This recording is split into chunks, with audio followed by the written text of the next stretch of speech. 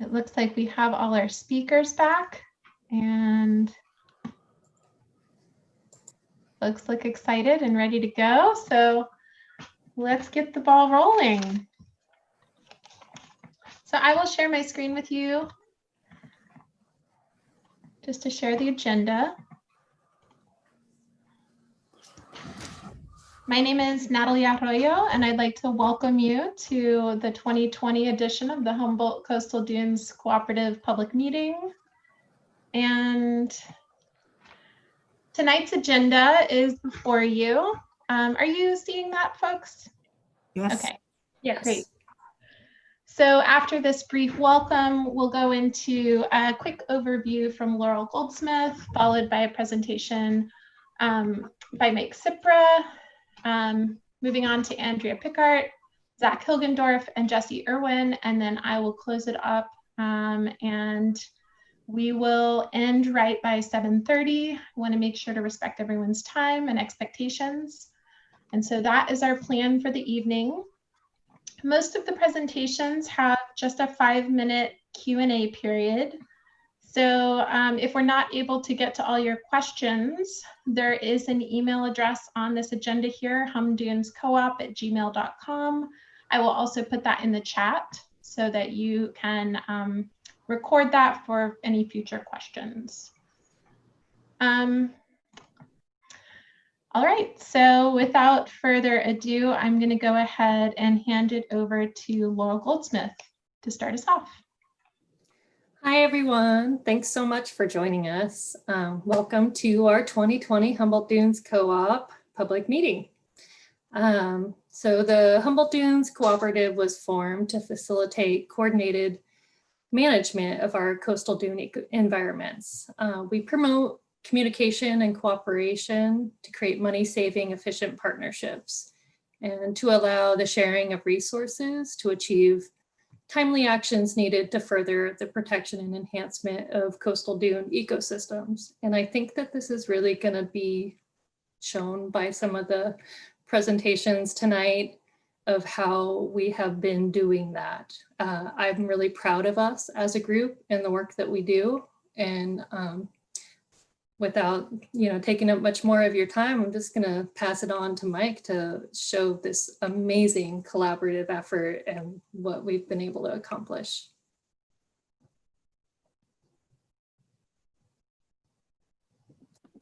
Thanks, Laurel. And I'm going to go ahead and share my screen.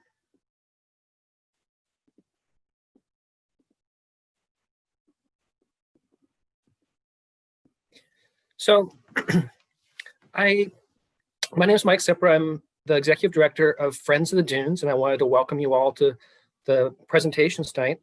And I think Laurel was right on with her comments about this being a community that collaborates and works together. So I have the Friends of the Dunes logo on there, and I didn't put the other ones of the partnering organizations because frankly, I couldn't fit them all. The picture that you see here is taken by Andrea Pickart of the Samoa Dunes and Wetlands area. And I, in particular, want to acknowledge the leadership of a couple of folks. Mike Van Hatten from California Department of Fish and Wildlife has been working behind the scenes. Sue Corbally from the Coastal Conservancy and Michael Bowen from the Coastal Conservancy have been working behind the scenes for years to put this historic landmark conservation deal together.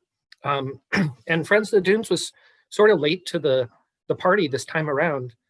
We got involved when the Humboldt Bay Harbor District, which was going to be the conservation landowner, a midterm conservation landowner, when the Harbor District decided that they didn't have the capacity to, and there was possibility of this landmark conservation deal falling apart. And Friends of the Dunes turned to our supporters and also our partners in the community, other dune land managers, including the BLM and U.S. Fish and Wildlife Service, California Department of Fish and Wildlife, and Humboldt County Sheriff's Office, Coastal Conservancy, Harbor District, and also the Wiyot Tribe, and have developed a sort of a cooperative management structure for managing this property. And with that confidence and the confidence from our supporters, we've been able to step forward, and on October 15th, we took ownership of the Samoa Dunes and Wetlands. So what is it? It's a 357-acre property, and the conservation funders for this was all publicly funded, the acquisition. The Wildlife Conservation Board, the California Natural Resources Agency, and the California State Coastal Conservancy went in as partners on this. It's an amazing opportunity, both in terms of the natural resources, the rare natural resources that are there, as well as the existing routes and trails. You don't have to build new trails on this property. There are existing routes and trails for public access. And you can see this is an area that has a lot of sensitive natural communities, as well as abundant endangered species, the beachlea and the Menzies wallflower. We'll see some maps of those in a couple minutes. But first, I want to orient you to the property, where it is, and this is a sort of a map of the property boundaries here. You can see most of this is new Navy Base Road / 255 here. This is the bridge coming over from Eureka. And you can see sort of where it fits in on the north spit of Humboldt Bay as well, that it connects to the Manila Dunes that are conserved, then Friends of the Dunes property, then Malel Dunes South, managed by the BLM, Malel Dunes North, managed by the U.S. Fish and Wildlife Service, and from there up to Lanphere Dunes. And this is now a network of 1,600 acres of coastal dunes that's managed for habitat conservation, restoration, and public access. You can see we've marked where some of the main existing routes and trails are on the property, and this map is now up on our website so the public can see it. We're not substantially changing the use here because people were trespassing on this property for years and have established these trails, and the trails are there on the ground. It's a great opportunity. I do want to point out, when we're looking at this aerial map, you can see that there's a great deal of green. And that's because this property is profoundly forested. And this is what it looks like on the ground, right above the forest canopy. And you can see it's a really diverse and dense forest structure with lots of different species in it. It's dominated by shore pines and Sitka spruce. And there's some more of that forest type. And this is the furthest southern extent of that forest type in the world. So it's a really amazing amount of this forest, about 139 acres of the coniferous forest. And in addition, it's dotted with wetlands throughout. And that's kind of the breakdown of what those wetland communities look like and how much there is on this property. But this is remarkably diverse habitat. It also contains some open dunes as well, and intact dune mat habitat. And here's some of the vegetation mapping of it. Again, this was done by Mike Van Hatten. A lot of these slides are his. I do want to give credit where credit's due. He did the vegetation mapping out there. Breaks down, you have some invaded areas in the foredunes, but a lot of really intact habitat as well. There's opportunities for restoration in the future. And Friends of the Dunes, while we own this property, we are going to be the temporary owner and land manager. We don't see ourselves as the long-term land manager, and we're working with our partners that I mentioned earlier in this sort of cooperative management structure to determine what's the best long-term land management and ownership for this property. Who will be the best for both the land and the community? And we're in those conversations right now. I mentioned earlier the Menzies wallflower, Humboldt Bay wallflower. This picture was taken just this early March, and the wallflowers were just popping up everywhere. It's out there with Andrea Picard and Mike Van Hatten. They saw those little yellow flags were everywhere. Beachlea as well. There's quite abundant habitat for the beachlea. So I want to get to the purposes. I've given you a sort of an overview of the natural resources. That is one of the primary purposes of this acquisition, this conservation acquisition. But I don't want to neglect the fact that it presents some really amazing opportunities for nature study and outdoor education, as well as public access. That is one of the purposes of this acquisition. And that public access needs to be consistent with the conservation purposes. But there, like I said, there are those existing routes and trails, which I think provides a pathway to that consistency. And like I said, there are future restoration opportunities. Again, Friends of the Dunes, during our tenure as the interim landowner, we are not seeking a coastal development permit. We're not fundamentally changing the conditions that are on the ground there. And a coastal development permit would be required for engaging in restoration activities. So I want to take you on a quick tour across the property, starting in the wave slope there on the beach. You can see some of the scarping that you might hear about in some future presentations that's associated with this European beach grass invasion. This, by the way, is where the kinetic sculpture race did enter onto the property. You can see it would be quite a lift to get it up that scarp this year. This is coming down. Again, you can see these sort of existing paths and trails. This is the Waterline Trail as it runs through the property, the pathway of Humboldt Bay Municipal Water District's Waterline. The dune swale just behind it.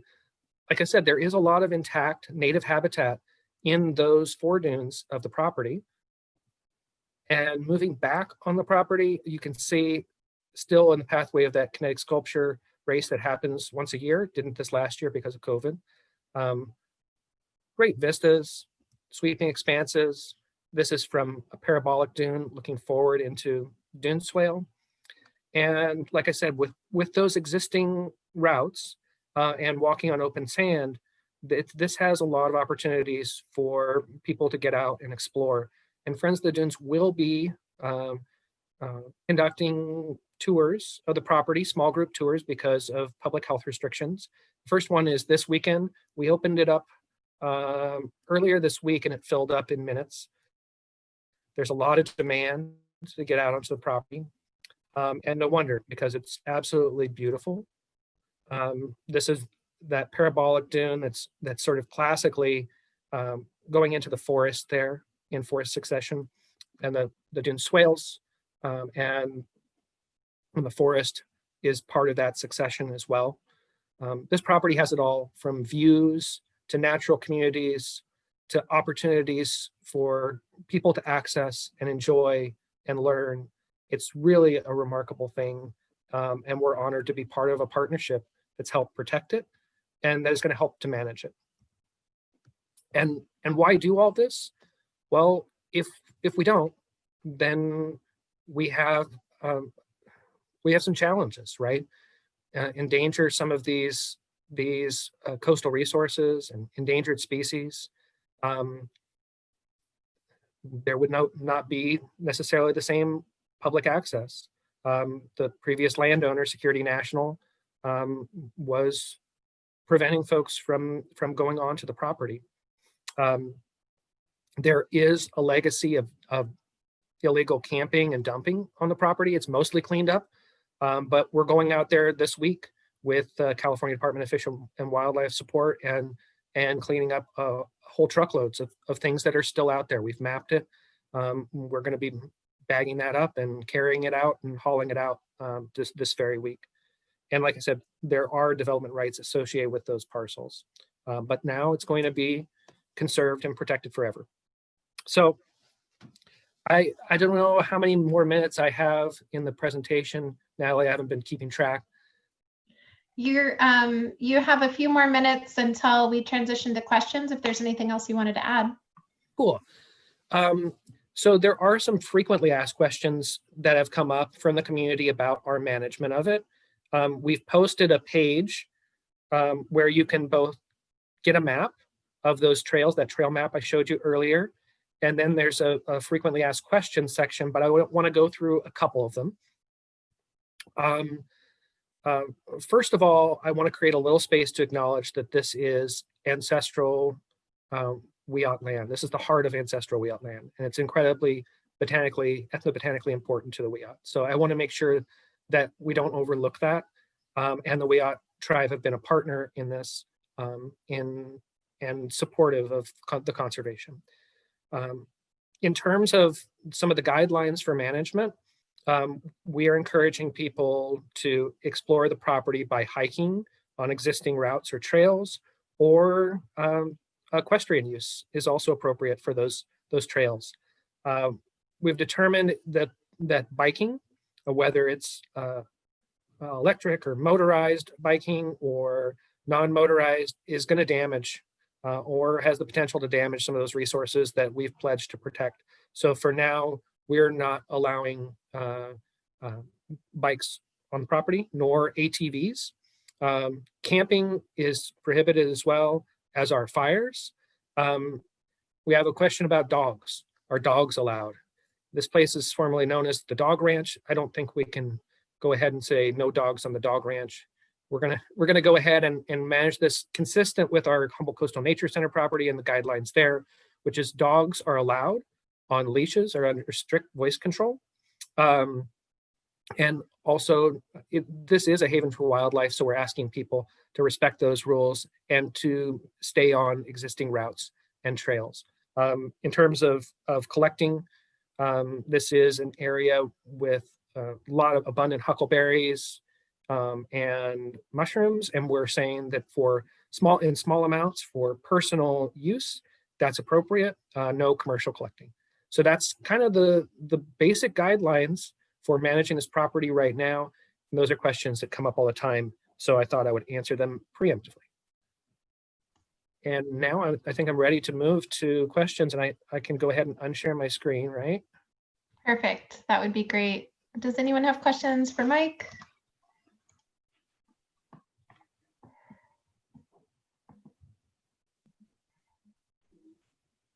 You can go ahead and either raise your real or electronic hand, or just go ahead and unmute yourself. I've got a question in the chat. It says, will there be a formal planning effort before you transfer the property? No, I don't think that there's going to be any formal planning. We see ourselves as the interim landowner and land manager. And I think that planning process too would need to be conducted in the framework of a coastal development permit. And those, we're still pursuing one for the 3.6 acre bar parcel. We submitted that in 2014, and we still don't have our permit. We're about to end 2020. So we believe at Friends of the Dunes, working with our partners, we can transfer this property much more quickly than we could get a coastal development permit. And so we're pursuing that pathway rather than initiating a formal planning process. Great. And I saw a hand from Jenny and a hand from Dan. So let's go to Jenny first. Hi, thanks for that great presentation and congratulations on the acquisition. I am curious if the area was historically forested or if that's been a more recent development, or if you don't know, that's okay. I'm not sure. I haven't seen old aerial photographs of it, Jenny, but I was in that forest with Bill Weaver, and we were looking at vegetation communities. There's some relic Douglas fir old growth in that forest, and he's a dune geomorphologist with Pacific Watershed Associates, and his opinion was that there are these sort of remnants of old growth forest through there that were really not even affected by tsunami events. So it's his opinion that this forest has been around in some form for a really long time. Thank you. And then we had a question from Dan. Yeah, my question was just basically, I think it's a really neat opportunity. Also, I'm just curious what the difference is that you see in terms of impacts between horses and dogs versus bicycles. Like, what's the reason for not allowing bikes? Yeah, so in our limited experience, both on our nature center property and then also on this property, when we were out for a staff meeting or showing our staff the first time this property, it's our experience that the bikes frequently and habitually go off trail in areas where people can pursue jumping. I know it's a small sample size, but we witnessed somebody jumping on off of vegetated hummocks with rare species there.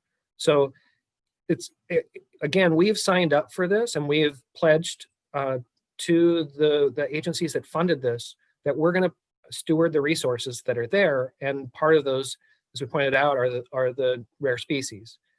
And so we can't fail in that, Dan. We've made that promise. It's also written onto an offer to dedicate that accompanies the title of the property, and so it's a legal obligation. And for us, we take that really seriously, and we're going to err on the side of caution there. And it's been, again, it's anecdotal, but it's been our observation that folks who are recreating with bikes are less likely to stay on trails, more likely to do things like jumping and going down steep slopes. So we're erring on the side of caution there. And again, a formal planning process with maybe an appropriate agency and long-term land manager and landowner would come to a different determination. But that's going to be further down the line.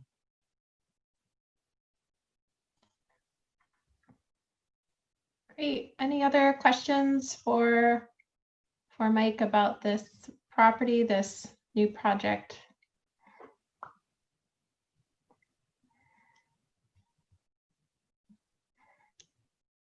Okay.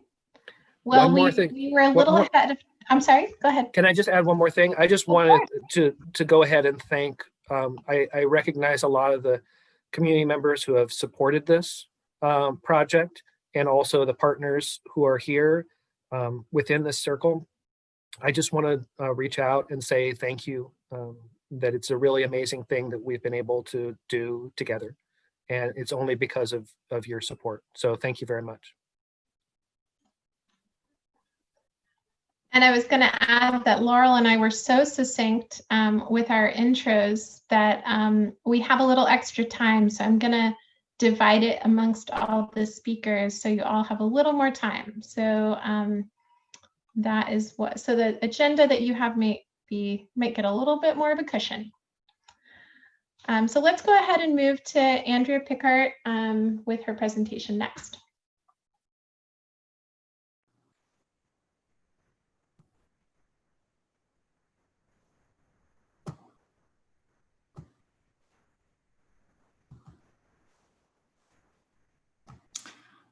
Okay, good evening, everybody. Thank you for coming out, or should I say staying in to hear our talks this evening. I'm gonna do kind of a recap of the Dunes Climate Ready project and the Humboldt Coastal Resilience Project, because there's been so much going on that it's easy to get confused. And to start with, I'll just clarify that the Dunes Climate Ready project was the first of sort of a phase 1 research project, and the Humboldt Coastal Resilience Project is phase 2. The first phase was funded by the California Coastal Conservancy and the U.S. Bureau of Land Management, and the second phase by the Ocean Protection Council and the California Coastal Conservancy. And I did get all the logos on here. And you can see that we have a great deal of collaboration going on. This project has been really a great collaboration of people from local to international, and representing different parts of the resource.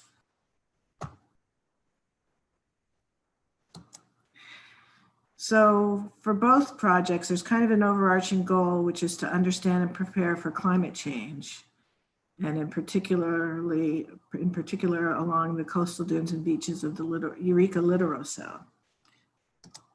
The littoral cell is an area that stretches from Trinidad down to False Cape. And what a littoral cell is, it's a closed cell of sediment circulation. So theoretically, sediment should not be moving to the north or the south, or into the south from the north or the south, which makes it a good unit to study. So we had a number of objectives in this project, and I'm just going to go through them briefly. So one was to document beach dune morphodynamics and sediment budgets using cross-shore transects. That's kind of a mouthful. Morphodynamics is just a combination of morphology, which is, form, and dynamics, which is motion and movement. And the cross-shore transects I'll explain in a bit. This shows all of the transects. We had 72 transects reaching from Little River down to Centerville Beach. So as far as I know, it's the largest project of its type with using cross-shore transects like this. And the way they work is, that's Candace Reynolds in the center, and she's holding an RTK GPS. And that RTK GPS is talking to a base station over on the right, this one. But it's not really that close. The base station is farther away. And and the base station has had its elevation determined using a static long time survey. So it's very exact. And these two radios are talking to each other and telling her exactly what the elevation is that she's taking right there. And as she goes along, she's followed by, in this case, Alex Blessing, the vegetation person, who lays out this cross of stakes, of meter sticks, and it becomes a vegetation quadrat, the circle that encloses the two sticks. So we get paired vegetation and elevation measurements at each transect. And this is just what one of those looks like after several years have passed. And the different colors are just either different seasons or different years. This is the foredune. This is the beach. You can see a lot of the change happens in the beach, much more turnover on the beach than in the back dune or foredune. And this is another one that's far south down at Centerville Beach, where their foredune has overwashed and the beach itself is moving inland. Oops. So then another objective was to carry out an adaptation demonstration site, testing the hypothesis that native dune building plants increase resiliency to sea level rise. And that was based on past research, although it was more, it wasn't, the research that we did was more observational. And this particular study is more quantitative, but we're looking to demonstrate that the foredunes built by native plants are broader and allow more sand to bypass the foredune compared with those built by invasive plants, suggesting that native foredunes might be more resilient. And then we had a second adaptation site down on the Eel River where there was a washover. And so this adaptation site is a completely different situation where this is it before and this is it after a foredune was rebuilt from the foredune, from the sand that had overwashed into an overwash fan. Then another objective was to measure long-term trends in shoreline erosion and accretion, whether the shoreline is accreting or eroding over time, going back to the earliest air photos of 1939. And we had Kelsey McDonald, the contractor, doing the north part and GHD doing the south part. And this is the results of the north part. So they looked at, the different shorelines and then used a specialized software program to calculate whether you were getting net erosion or net deposition or accretion. And you can see that there's a lot of accretion up in the north at Little River, right below where Little River comes out, and then minor accretion along most of the North Spit, and then high erosion at the south end of the North Spit. The South Spit has moderate accretion. And then this was to the south. So you had, again, moderate accretion in the north and then moderate erosion in the south. They couldn't actually map the farthest south because there was no vegetation for so long, but that's an area of high erosion. So then finally, this is a study that's one of the newer ones that's come out, and it's still in the draft form. And the authors you can see on the slide, and Zach is here today, so if you want to ask questions of him, you can. But this was, the goal was to carry out an assessment of the vulnerability of the shoreline over the littoral cell.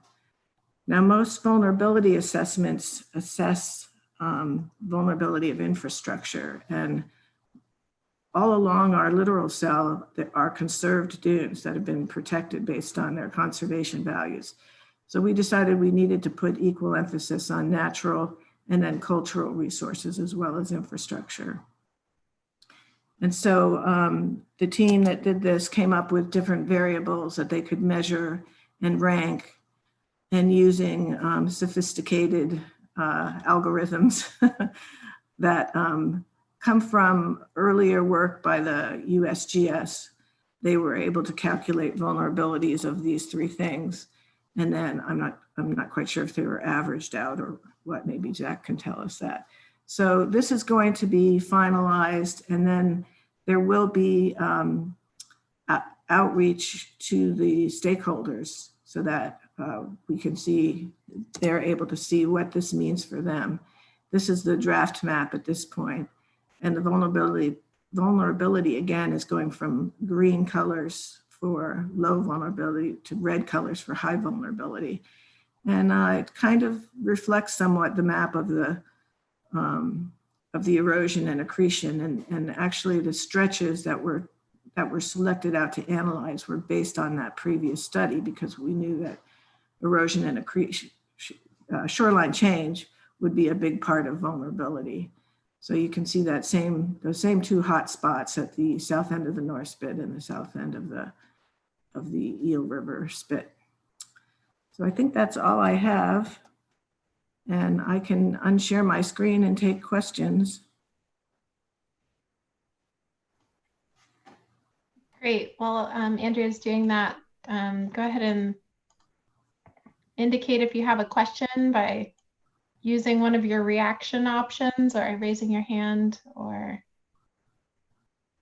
whatever you can do to get my attention.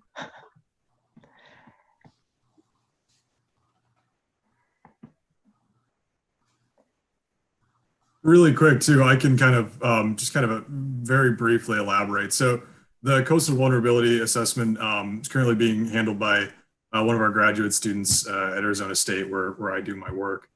And she's kind of taking this bigger collaborative approach with myself and our advisor.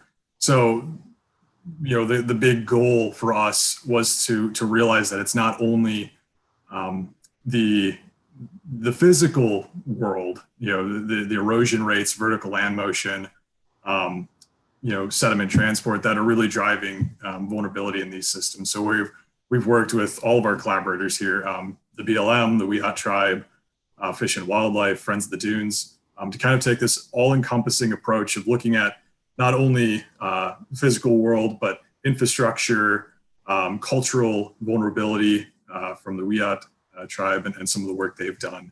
And then kind of more restoration as well. So, you know, if we're putting resources and economic resources into these systems, obviously they hold a higher stake because you've exerted more effort to try and preserve them. So it's kind of this all-encompassing approach to measure vulnerability and resiliency of the shoreline. So that's kind of what we're doing. I was just curious, you mentioned vertical land movement, and I'm only aware of us having benchmarks on the bay side. Do we have a good idea of what vertical land movement looks like on the ocean side of these spits? I think they're just translating it across the bay. Oh, okay. Actually, I can also speak to that. A colleague of mine here is working with some data called INSAR. So it's a satellite constellation that's constantly rotating the Earth. And the returns it gets are gravity based. So it's able to look at the change relative to its position in space and where the land is at any given pass. So we're able to actually track those at a much finer resolution than just the benchmarks. We use the benchmarks to verify the work that they're doing. But they're trying to do it, they're actually doing it across the entire coast of California. A much wider spread project, but one of their projects they're looking at is particularly how Humboldt Bay is changing. They're part of my group at ASU. So we are actually trying to refine our vertical land motion estimates, and that's built into the vulnerability assessment. Okay, and so that kind of is supporting what Andrea was saying, that it translates across. Okay, interesting. I would love to learn more about it. I can't wait till that comes out. Yeah, I'll make sure the group gets it once it comes out. Pass that along.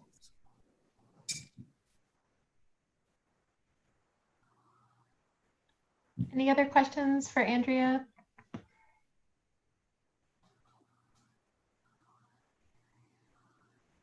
Okay, not seeing any. Thank you so much.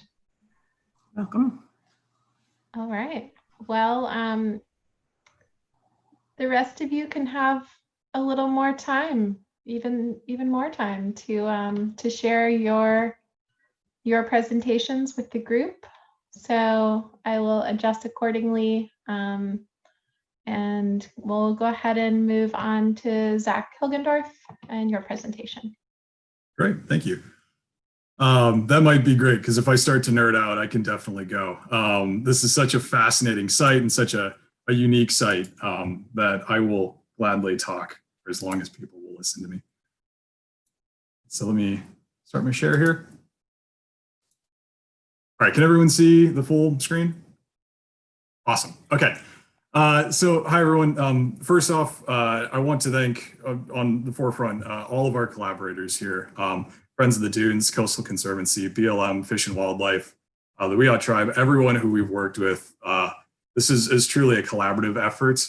And my work at Lanphere is only a small portion of the greater work across the littoral cell and in the Humboldt Bay region, kind of refining and truly understanding what we're doing. So thank you all. Andrea Pickart and Candace Reynolds are two on the very top of that list of thank yous. They've been paramount to the work that I do. So thank you all. So who am I?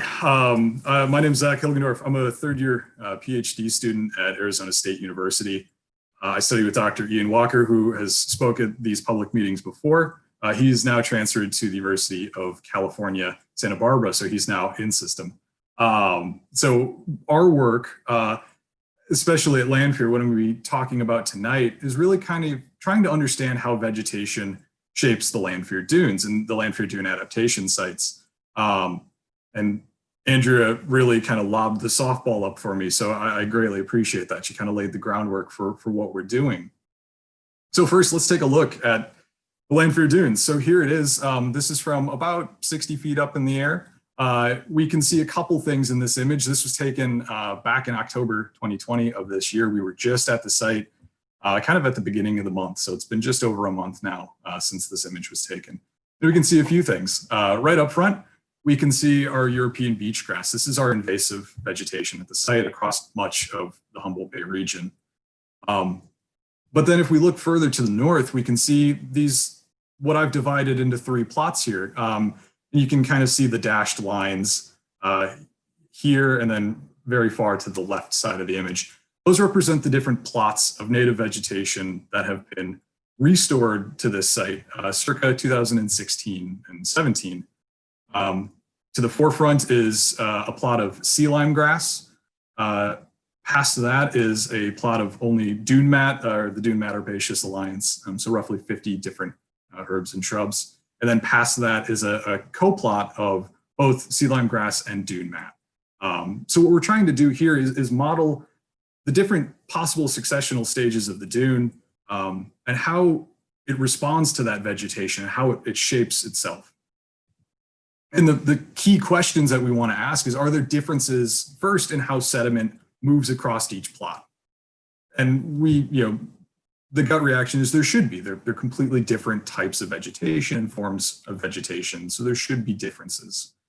And then the broader question is, are there differences in how quickly the foredune responds to erosion? So when these big winter storms come through and scarp and erode the seaward toe of the dune, are they able to respond in the natively vegetated portions quicker than in the invasively vegetated portions? And then how does that differ by species? So is sea lime grass going to behave different than dune mat or European beach grass, or how does a combination work?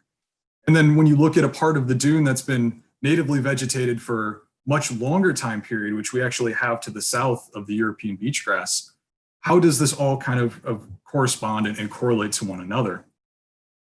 So our hypothesis and what we feel should be happening here is that if you have kind of an idealized foredune with native vegetation versus one with invasive vegetation, the native vegetation should have a much more gradual slope. The vegetation footprint should be sparser. There should be less vegetation overall, more bare sand exposure. Sediment transport should not only be up and over the dune, but across the dune. So when that winter erosion happens, we should see filling in of the toe of that dune much faster than if we saw it in the invasive vegetation. So in the invasive on the bottom, we see it's going to be a lot steeper. There's more of a stabilized slope. It's very, you can see the root structure poking out of it in a lot of cases because how much it's been eroded. And then that actually steers winds, which want to go, coming from offshore into the dunes, want to go up and over the dune. But in these invasively vegetated regions, they're actually steered along shore. So sediment isn't actually moving where it needs to be. In the native vegetation, we should see this natural succession, the presence of grasses and shrubs and herbs. Whereas if you have a grass like sea lime grass, that'll kind of be your primary species. That's going to move in first and start to vegetate the dune when bare sand is exposed. But then dune mat, which is kind of a secondary successional species, will move in later and kind of stabilize things, and there'll be kind of a natural reorganization of the dune in response to that. Whereas in the invasive, like European beach grass, what we see is this dense vegetation.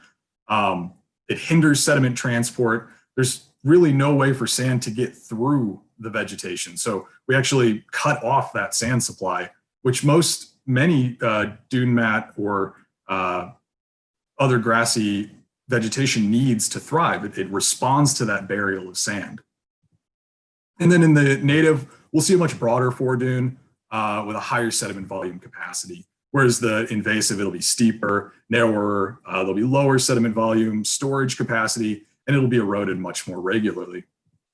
And what this really translates to in the end is, in the native, we should see a much more dynamic change. So as our sea levels are responding to an influx of water and heat changes and pressure changes across the world with ongoing climate change concerns, the dune will be able to respond to that much more appropriately than an invasively vegetated dune, which doesn't want to move anywhere. It was, a lot of times invasives were planted to stabilize the dune and prevent it from going anywhere. And we're finding that's not necessarily the case. So how do we do this? It's a big order. Well, we go out there a lot, and I'm not going to unpack this one because this is more just to show everyone how frequently we're out there. Fish and Wildlife and the HCRP and the Dunes Climate Ready Project have been out there since 2012 taking cross-shore profiles of the dune. We've been out there since 2015 with a couple different, I'll call them robots. We can see one off on the right-hand side here. The second picture down is what I call a terrestrial laser scanner. I'll kind of get into what that does in a little bit. And then we have two uncrewed aerial systems, or colloquially drones, that fly over, and we're able to characterize the vegetation and the form of the dune. And we've been out there all in all with those platforms about 20 different times, or 20 times in total. A lot of these happen at the same time. So we'll take a laser scan campaign, and then we'll fly our drones and collect that data as well. And what does a typical field campaign look like for us? Well, we like to be out there in spring after the winter erosional season has happened, and then again in fall after the summer has had time to rebuild and reconnect these dune systems. With the uncrewed aerial systems, that when we take a collection campaign out there, we end up with about 1.5 centimeters or about 1/2 inch of resolution. So our images are very accurate, and we can get very accurate elevation models as well. And I'm not sure if you can see me at this resolution, which is our full site resolution, or you probably can't see me here either.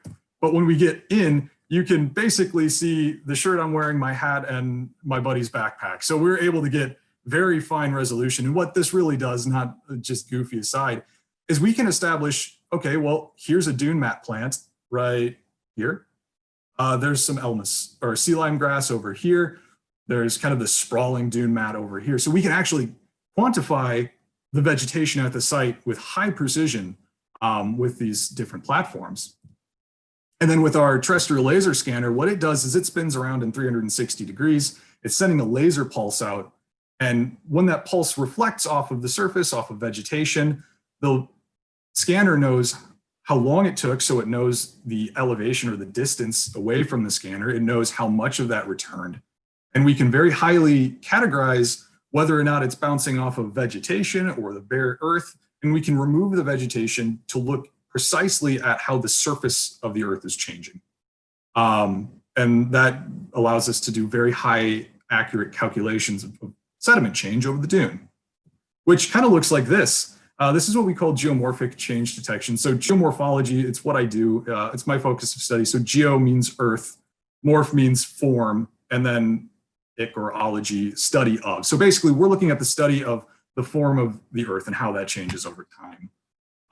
And it's seemingly simple tool takes a newer collection, a newer time period. So October of 2020, for example, and then it subtracts the older time period. And it says, okay, well, we can calculate, we know how big each pixel that we're comparing is, and we know the distance between the two pixels, and we can actually calculate volume. So we can see the volume of sediment and how that changes over time. And when you have that, for now we have 10 different collections, you can get really accurate representations of how that surface changes. I know that's a lot to digest. We do a lot of things and throw a lot of stuff at the dunes to make sure that we know what we're talking about here. So what are our findings? Well, we're going to start with some easy ones, and I'm going to take a really quick sip. And let's just look at some pictures. So this is April of 2016. This is before we're looking from the European beach grass over the future restoration plots, primarily in our forefront view here, the sea lime grass. And we've watched this really unique thing happen here. So in May of 2017, this is the next picture we have. They have, from the exact same location. And I should note the circle and the arrow are showing the same location across every picture. So just to kind of give everyone a frame of reference. But we can see this nice grid pattern of planting of the sea lime grass. And then, so this is kind of at the start of our first growing season. Well, let's jump ahead another year and a half to the end of our second growing season. And we can see how the sea lime grass has really started taking off. It started growing. There sure has been some die-off in some areas, but then rapid growth in others. But then a really unique thing started happening in the kind of the landward side of the dunes. We have this influx of dune mat that was creeping in from the back corner, but it's really started to take over and do what it is supposed to do and successionally move into the foredune in a very native way. So this is the start of the third growing season. Here it is at the end. And if we just kind of pan back and forth, we can see how the dune mat's really kind of growing up to the crest of the foredune here. And if we go one step further, this is from just a month ago. Same location, we can see that it's now coming over onto the seaward side of the foredune, and it's really taking off and doing a great job doing it. It's really succeeding well. And if you want to quantify that, well, here is what that looks like. So, if we look back to April 2016, so the left plot here is the sea lime grass over time, counts of that. So we went into every image that we had and counted every instance of sea lime grass. And then we digitized or drew polygons around every instance of dune mat. So we're actually able to see this great propagation or growth of these native species as they've expanded over the dunes. And they're still, as we can see, kind of this upward trend. They're still expanding and still growing. And this next image, there's a lot to unpack here, but this is that geomorphic change detection. So this is showing us the change in the surface over time. And a couple things jump out. There's a lot of red in a couple of these years, this November 2015 to 16, and then this September 2016 to 17. Well, that corresponds to really big erosional years. The 2015 to 16 was an El Nino event. In 2016 to 17, we just had a lot of widespread winter storms and erosion. But then we get to watch the response of how the dune responds to that. So you first see it on the beach. So after 2016 and 17, we had a quiet summer and a lot of rebuilding. This blue means that there was an increase of roughly at this point about a meter or 3 to 4 feet of sediment that deposited back onto the dune.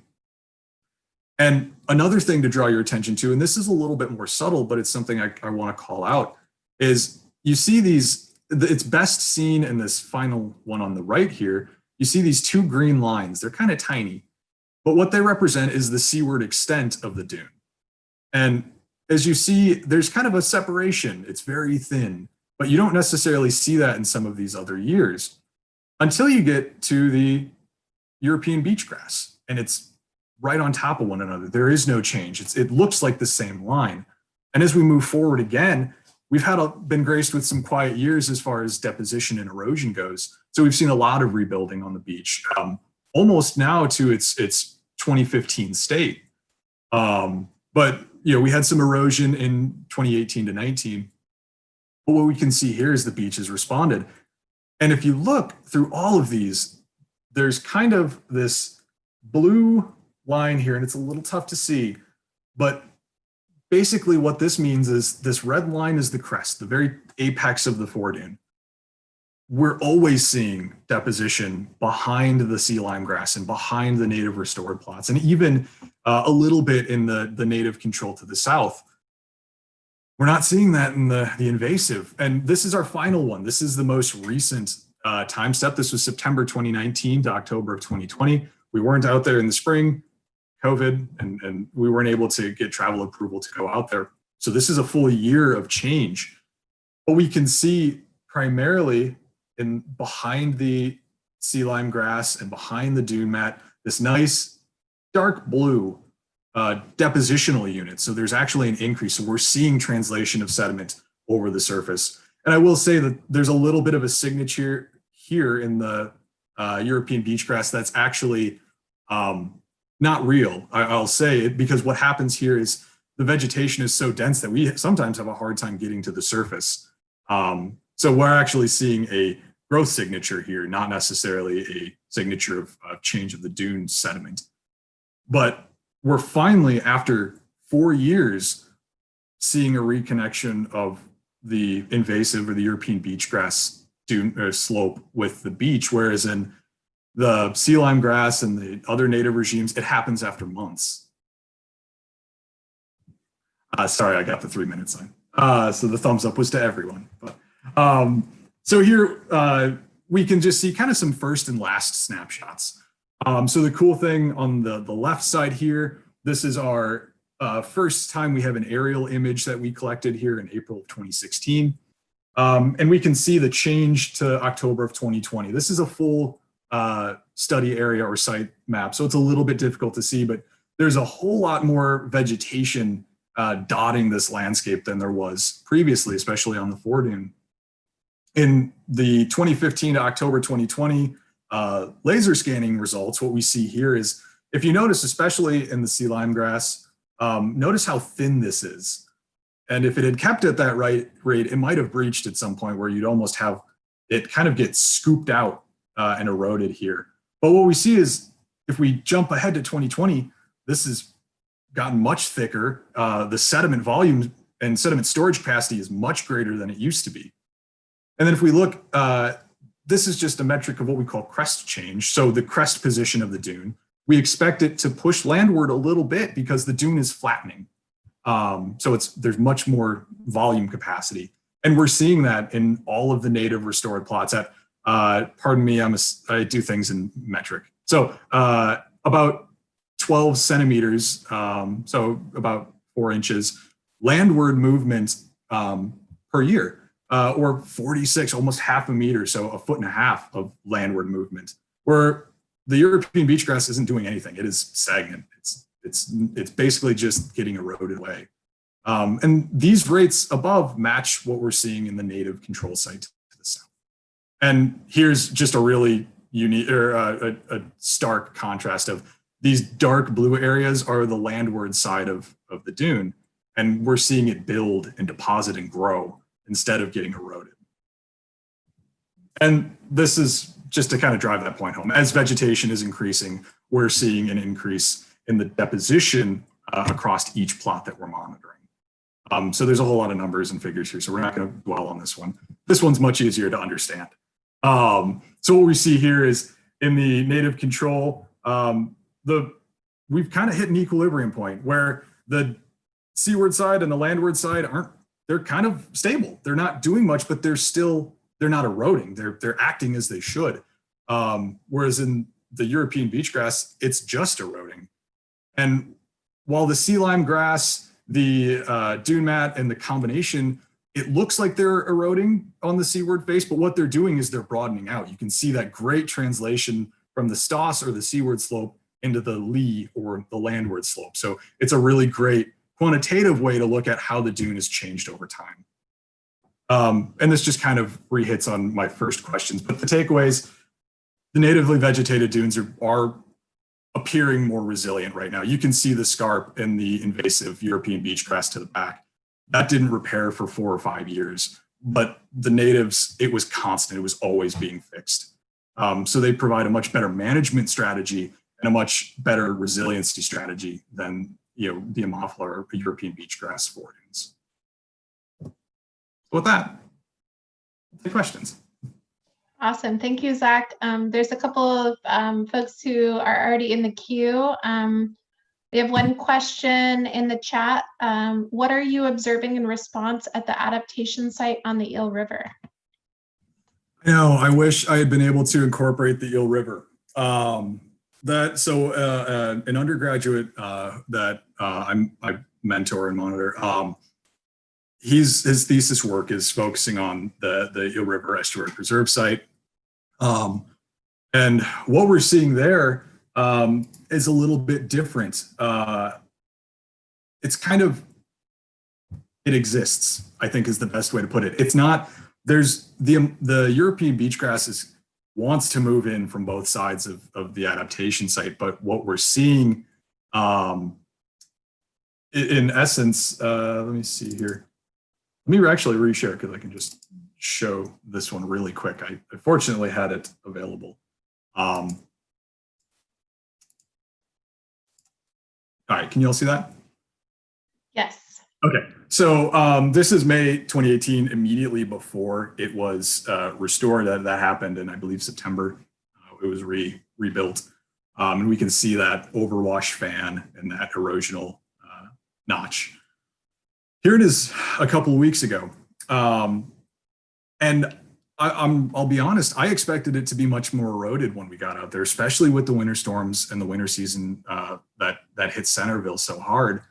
But I think trucking is the best way to put it. It's doing great. It's still there. It's not being eroded. In fact, the seaward slope is building a little bit. It seems to be flattening a little bit, but there's no vegetation to keep it in place. There are some native dune mat species that have been restored to it, a very small subsect of that. But in general, it's just kind of existing, I think is the best way to put it. But it's not being eroded, which is a great thing to see. And I know Nature Conservancy and the folks down there, I wish I would have had more to speak on there, but it's doing its job. It's still present, I think, is the best way to look at it. Yeah, I wish I could say more, but that's kind of the update. Thank you. And then we had a question from Sandra. She would like to ask something. Okay.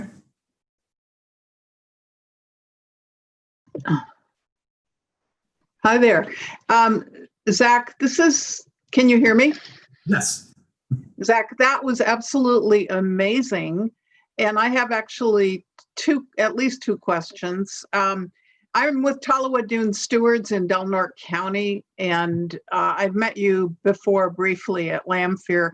We have just used heavy equipment to remove 4 acres of European beach grass on a very, very steep, narrow foredune. And I have been worrying a bit about how the natives that are eastward or inland from the foredune are going to move up onto the new foredune. And you've just told me that you've had them do that thing, that very thing. Yeah. So how does it work that the movement of native dune mat against the wind or into the wind from east to west, how does that work and how long did it take? Well, and I think Andrea could also probably speak to this if she's still around too, but what we kind of observed is, so with these dunes, as you have wind approach, it'll hit the foredune, and it kind of gets deflected up, so that landward side of the foredune is almost a sheltered zone where you have kind of, it's a low wind area. Sediment is just moving over it and kind of depositing on the landward slope, but it's not necessarily, in our experience, very volatile, I think is the best way to put it. So the dune mat had been there. It had been off in the back dune area. And it was kind of, it slowly crept up the landward slope. And then, I mean, it was getting buried enough, and there was that burial response and that propagation through kind of more native or natural proxies there, that it just slowly started creeping over. And it was there when the European beach grass was removed. And then we really started to notice it take over those kind of landward slopes, I'd say after 2 or 3 years, heavily, where it was really noticeable at Lanphere. So Zach, I have a couple things to add to that. Yeah, okay. That we did do some planting on the adaptation site at Lanphere that you might want to take into account. There were only a few species that really took to it, but one of them was beach bluegrass, and there's a whole lot of that now. And as far as the plants moving from east to west, when we have winter storms, we get winds out of the southeast, and they can move seeds, and it's a good time of year for seeds to be planted. Thank you. Yeah. That's great. Thank you both. And the presentation that you just gave, Zach, is that available online in some sort of published form so that we could cite to it? It is available. I provided it to Natalie and Susie. It's totally available. If anyone wants it, I'll make sure it's at a point where everyone can get to it. Yeah, I would love to get some sort of copy of that to reference. Thank you. Gladly, yeah. And Sandra, this whole set of presentations is being recorded and will also be available later, the video. But the written form, yeah, thank you. Great. Yeah, both will be available, it sounds like. Thank you. Okay, well, I know there might be more questions, but I want to make sure that Jesse gets his full time for his presentation next. And if there's time at the end, then we can then take additional questions. So let's go ahead and move to Jesse, and I will not have much to say in closing, so we could use that time for additional questions as well. So go ahead. Thank you, Natalie. Hello, everyone. I'm Jesse Irwin, the wildlife biologist for the Arcata BLM office. And I'm going to talk about a little bit about our plovers over at South Spit and what happened this season and give an update on that. I would like to talk to you about Jennifer Wheeler. It's awesome work down at South Spit also, but it's another day perhaps. All the dune restoration they're doing down there. Or we are doing, I should say, everybody in the group. So let me share my screen here. All right, I did not do that correctly. Here we go. So I'm just got a PowerPoint for you. We got it.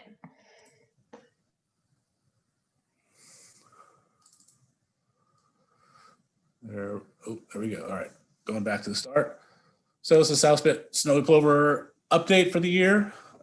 Some of this will look familiar from a presentation I gave at Friends of the Dunes 6 months ago or so. But it has been updated quite a bit and changed in the focus of the talk.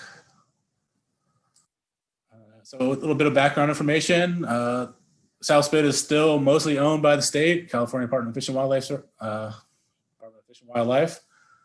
We are in the process currently of transferring the title from Fish and Wildlife to the BLM. It's going to be a slow multi-part process, and there's no guarantee how successful that will be, but that's currently happening now. So Fish and Game decided they weren't the best managers when they acquired in 2002. So they landed at our door. Actually, I should quantify, I don't know how the agreement actually came to be that BLM became the managers in those discussions early on when the state first acquired it.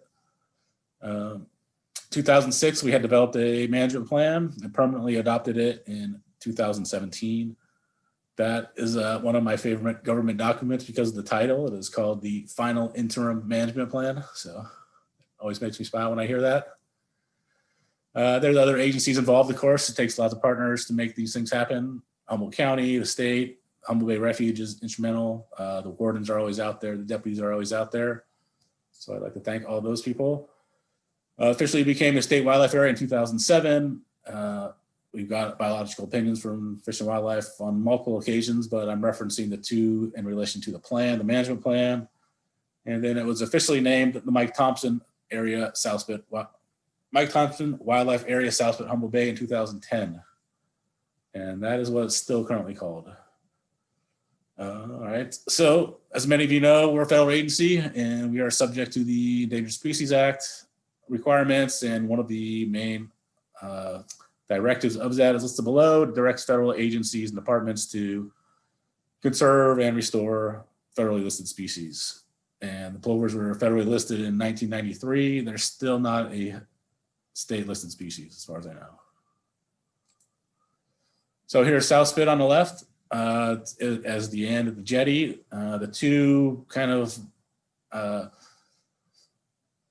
rectangles that run southeast to north or southwest to northeast are the restoration area. The one in red was completed in 2004. The upper one was done in 2008. We call those the habitat restoration area now. So that was just a mechanical reforming of the wave slope. We took the beach grass invaded dunes, resloped all that to make a nice gentle slope that is wide open for the snowy plovers to breed on. Its preferred habitat is open, unvegetated areas adjacent to the wet high water mark. And so in 2010, 2012, we added approximately 800 cubic yards of oyster shells, resulting in 12.5 acres of coverage. And every year before the breeding season, we go out there with heavy equipment and retreat the area using a combination of techniques. One of the techniques is bulldozers here. So you can see the scarping of the wave slope here. So I take it, push all that sand back, and I make a nice gentle grade to the best of my ability. And sometimes lately, it seems like more and more of my work gets washed out before the breeding season actually starts. And I think that relates to what Andrea and Zach were talking about. I don't know if that's just my perception or reality that the erosion is related to changing ocean conditions. So here's us working 2 dozers at a time last year. Here's my co-pilot up on the top. Tell me what I'm doing right and wrong. This is work under progress. So this is a rebuilt wave slope here in the lower part of the picture. And then you can see all the scarped wave slope looking down towards Table Bluff. And then you can also see the beach grass regeneration on the left there that takes about a year to get that thick. And we've been doing this for 8 years now. We've been bulldozing this every year. So we don't have any good data on this, but I believe every year the beach grass is getting a little thinner as it gets energy starved a little more every year.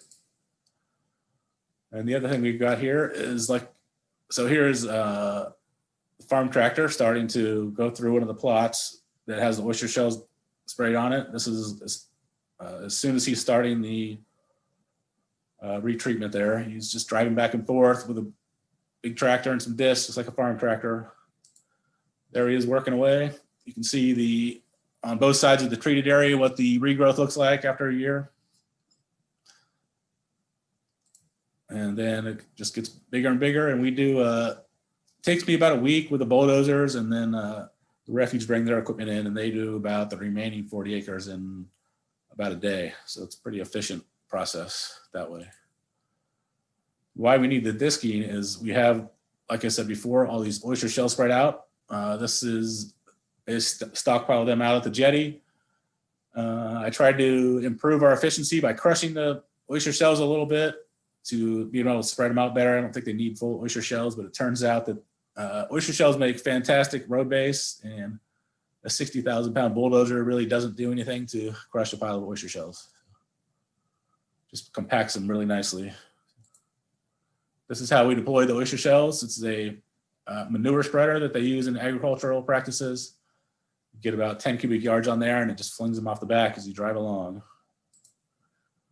So this is what we're shooting for right before, ideally like March 1st every year. This is what it looks like out there. We've got wide open spaces and all these oyster shells. And what these oyster shells do is, many as you probably know, it's very cryptic. It looks like in this picture, if you didn't know better, you'd be seeing thousands of snowy plovers out there. They are a small white bird, about 1 to 2 ounces and 4 inches tall. So, and their main defense is to hunker down and hide in place. So these white shells are there to help them with that. It's been a very successful program in many ways. And we get right into the results of what's been happening out here. So like I said before, the first oyster shells were deployed in 2010. That year we had 1 nest, and there was not no oyster shells. And then we didn't have any nests until 2016. So you can see all of a sudden 2016 got going. We had 6 nests. All of them were in oyster shell areas, 3 unsuccessful nests that were not in oyster shell areas. And then it's been building ever since then. So we had, you can see, I've got graphics and just some text up on top there. Green for successful nests, red for unsuccessful nests in 2016 and 2017. And then in 2018, we had more nests, both successful and unsuccessful. 2019 was a banner year. We had 32 successful nests and 32, well, that is, we had 32 total nests. That is a typo. 32 total nests and 37 fledglings last year. Apologize about that. And then, so this was going really good. And 2020, things turned around for the worse a little bit. And you can see, I should like to zoom in, a big cluster of red dots up and down the restoration area. This is all red dots from failed nests this year. We had 69 unsuccessful nests, only 9 nests made it to hatching. It was kind of a disaster in many ways. And a couple things happened. The first thing is, as the first group of 10 or 12 nests was about to hatch in May, I don't know if anybody remembers that, it rained for 7 to 10 days, pretty much most of the time. And that caused a lot of nest abandonment. So we had a lot of failures there. And then as soon as that cleared up, the second round of nests all just started getting picked off by ravens. So this year, some of the ravens had figured out what to look for in the oyster shells, and they had figured out exactly what the nests were, and they were finding the nests the day they were being laid. So, and my theory is that it was 1 or 2 pairs, probably 1 pair that figured it out, just because we have ravens out there every year and they've missed it. But we have 1 pair out there that figured out the search image, and whether that's the actual nest themselves or the footprints that our surveyors use to detect the nest is the same footprints that ravens could be using out there. They are, I guess nobody's really surprised that the ravens have solved this puzzle. It's kind of what they do eventually. They never make our lives easy in the wildlife world. But you can see there, we had 9 nests hatched. We had, of those 47, let's see, not another type of that. We had 47 total predation events. 43 of those were corvid ravens, the only one out there. We had 2 vehicle strikes this year. I'm classifying those as a predator in a way, just because effectively that's what they're doing. That is a new development. We have not had any documented vehicle strikes this year. And one of the things that was a side effect of the whole COVID shutdown and everybody having all this free time and wanted to be outside so much is we had unprecedented amounts of public use at all of our sites. And we also had very little law enforcement out there this year. We had no BLM agents on duty this summer. We had wardens out there and deputies out there, but they don't never as thorough as our BLM people are because it's their home unit. And early on in the year, we also had 2 nests taken up by coyotes. So it was a pretty rough year in many ways. And then you'll notice that, and the tally of the 69 nests, we have 22 nests that were documented as failed, but for unknown causes. So some of those also could have been predators, but there was no evidence at the site for predation. So that is not great news. I hope you have more cheer for everyone on this topic, but you can see it wasn't a total loss. We still have 14 fledglings, which is compared to not many years ago, a banner year, but the way the trends had been going, it was a real downer. So what I did is I put everything in charts here. You can see kind of going left to right on these bar charts, 2016 to 2020, everything 2016 started and increasing. And then you see the one right in the middle there, that is the number of nests this year. So the number of nests went all the way up to 78 from 32. Right? 32, yeah, that's right. And then and you would think that would be great news. We had so many nests, but what was really happening, if you look to the far right and you see that other bar that's up in the predation, all these nests were getting picked off by predators. So the plovers are they'll just re-nest over and over and over again. So that really inflated the number of nests without adding to the productivity. And then if you look to the second chart to the left, the number of juveniles was increasing every year. It went back down substantially this year to 14, which is actually, I think, the same as the first year back in 2016. So not a total loss, but not a great result either, I would say. And then on the upper right, I put a little chart there that many of you know Lizzie and Katie, who are out there all the time doing all the surveys. I'm kind of blocked from seeing it from this thing. All right, there we go. So I averaged all of the data from the ravens for the complete surveys and the surveys that went from the North Vehicle Corridor to the jetty. And so what I did there is did a monthly average from 2016 to 2019 for the number of ravens observed in each survey. And then the darker green is what I averaged for the surveys for just 2020. And obviously in the middle there, that jumps out at you. That is 2 surveys. They recorded like 38 and 29 ravens on one survey. And that happened to coincide pretty much exactly with the end of that turbulent weather. So it was the weather and then the ravens, and then most of those ravens were gone, but there was still that 1 or 2 pair that would figure things out to keep doing damage throughout the year. And then if we go back, should go back a little bit. Let's see here. If you look closely down here, sorry to interrupt. You'll have just a couple more minutes, and then we'll need to move to questions. Okay, yeah, just about down here. So if you look down here, you can see some green and red dots far down below the narrows there, much closer to Table Bluff than they had been in the past. And what that did was eventually the plovers had so many problems with the ravens that they moved out of the breeding area we had set up for them. So they have moved just into the regular untreated beach area. And some of those nests were actually the ones that were successful this year. So about 4 of the 9 that made it to the hatching, actually 5 of the 9 that made the hatching are not in the breeding area this year because the plovers eventually did adapt and move to a different site. So, and that is what is responsible mostly for those 14 juveniles from the year. So back to that chart, and then that's pretty much the last slide for me. So what we're going to do next year is we're going to mechanically retreat the breeding area. I've got another 600 cubic yards of oyster shells stockpiled out there. I hope to cover about 15 more acres with oyster shells. before this breeding season coming up. We'll continue the monitoring program. Many of you are familiar with the HSU program ended last year, so we have a contract with Cure Biological Consultants, who has hired Lizzie and Katie to do the surveys that they were doing under Mark Cullow before. And that's got pros and cons. I don't know how it's working out for Lizzie or Sean, who's running the program over there.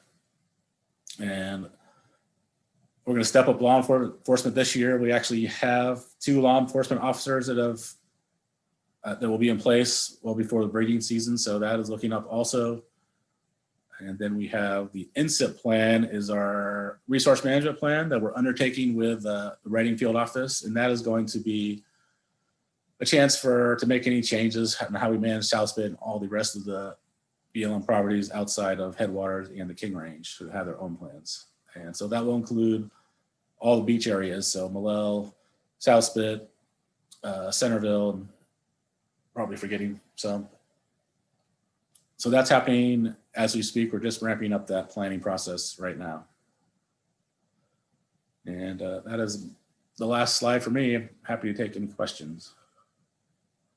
It's the most I've talked in weeks. Does anyone have questions for Jesse? Looks like Susie does. Okay, Susie. Hi, Jesse. Thanks for sharing all that great information. I'm sorry to hear the plovers didn't do as well this year. I was hoping you could elaborate on the vehicle strikes. Were those of nests of chicks? And also kind of follow-up question to that is, are vehicles allowed to drive on all of the South Spit right now, or do you limit them to certain areas and not allow them in that plover nesting area? They are, okay, so I'll start with the nest. Yeah, so they were still nests. They were one of them was pretty well developed. So okay, hit by a vehicle, did some damage, and then abandoned by the parents, and then skunks finished off the chicks, or the eggs, I guess, in the one. And then, so right now, in the winter, vehicles can go anywhere on South Spit Beach. They have to stay on the wave slope. And there's a 15-mile-an-hour speed limit, but during the breeding season, we close down the area in front of the HRA completely, the vehicles. We've got carcinite post and rope barrier, symbolic fencing. And then we're supposed to be doing law enforcement and all that stuff. And there's, it's quite difficult to close a wave slope during low tide. You hit the tide just right, and there's always a way around it. And then there's people cutting ropes, and it's constant battle for land managers, I would say, everywhere, not just us.